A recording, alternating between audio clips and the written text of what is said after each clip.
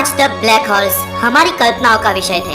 Albert Einstein के theory और Stephen Hawking के क्लासिफिकेशन के बाद हमने ब्लैक होल्स के तरह तरह के अनुमान लगाने शुरू कर दिए। आधुनिक विज्ञान के रिसर्च पेपर्स से लेकर हॉलीवुड की फिल्मों तक ब्लैक होल्स के विविध एनिमेशंस बनाए जाने लगे।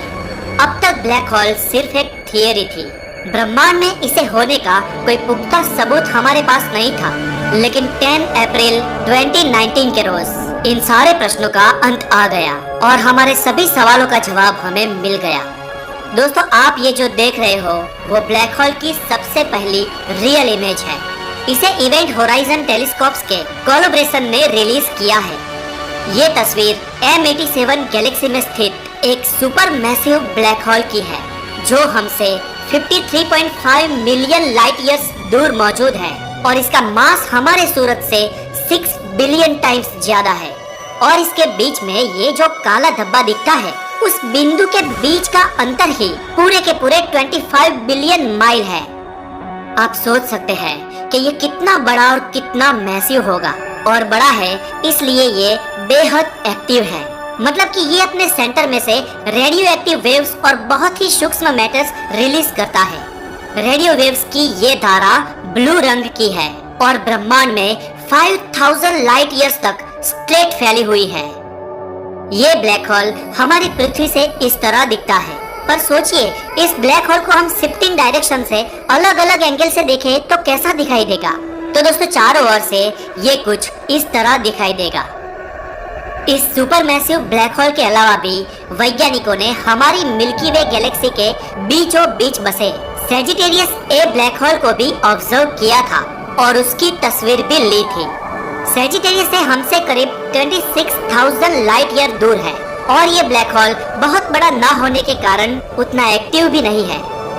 आज हम जो ये सुपरमैसिव ब्लैक होल की इमेज देख रहे हैं, वो दरअसल 2 साल पहले कैप्चर की गई थी। वैज्ञानिकों को पूरे 2 साल लगे उसे रेंडर करके उसका फाइनल आउटपुट निकालने में। भौतिक शास्त्रियों ने इसके लिए हमारी धरती पर इवेंट होराइजन नाम के पूरे 8 टेलीस्कोप्स की टीम को तैनात किया था। इवेंट होराइजन नाम भी ब्लैक होल के आसपास मौजूद उसके इवेंट होराइजन से लिया गया है। हमारे ये 8 टेलीस्कोप्स क्वांटम क्लॉक का उपयोग करके ब्लैक होल का बारीकी से ऑब्जर्वेशन कर रहे थे।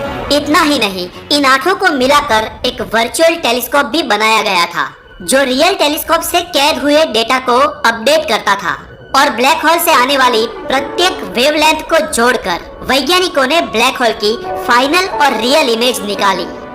दोस्तों, हमारे 8 टेलीस्कोप को ब्लैक होल की रियल इमेज का जो डेटा मिला, वो पूरा का पूरा 10 लाख गीगाबाइट का था और इतने तगड़े डेटा को यूएस और जर्मनी की लैब ने मिलकर रेंडर किया और उसका जो फाइनल आउटपुट निकला, उसे आप इस इमेज के रूप में देख सकते हैं। सोचिए कितना मुश्किल रहा होगा वैज्ञानिकों के लिए ये कर पाना। दोस्तों, इस काम को कम से कम 200 वैज्ञानिकों की टीम ने मिलकर अंजाम दिया है, जो विपरीत हालातों में भी काम करते रहे। आज अगर स्टीफन हॉकिंग जिंदा होते तो ये सोने में सुहागा होता, क्योंकि इस इंसान ने अपना पूरा जीवन ब्लैक होल की खोज में लगा दिया था। काफी लोग ये पूछते हैं कि ब्लैक होल की इमेज इतनी ब्लरी क्यों है, क्योंकि दोस्तों ये इमेज बहुत ही छोटी है, बहुत ही दूर से ली गई है और हम सोच भी नहीं सकते उस लेवल पे इसे जूम किया गया है।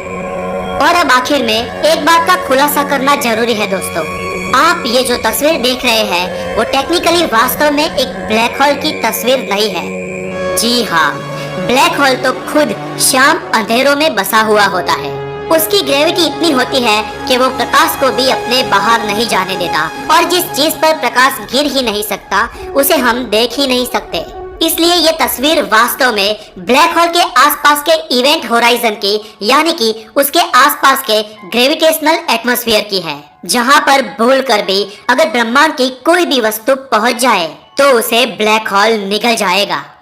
ये इवेंट होराइजन दोस्तों वास्तव में एक बड़ा तूफानी विस्तार होता है और यहाँ तक काफी मात्रा में रोशनी होती है। इसलिए ये ब्लैक होल की नहीं, लेकिन उसके आसपास के इवेंट होराइजन की फोटो है।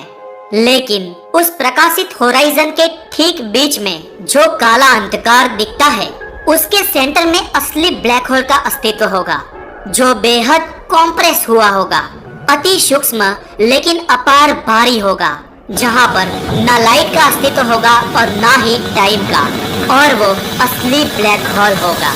तो दोस्तों आज के लिए इतना ही, और आज हमने जान ही लिया कि ब्लैक होल ब्रह्मांड में वाकई में होते हैं।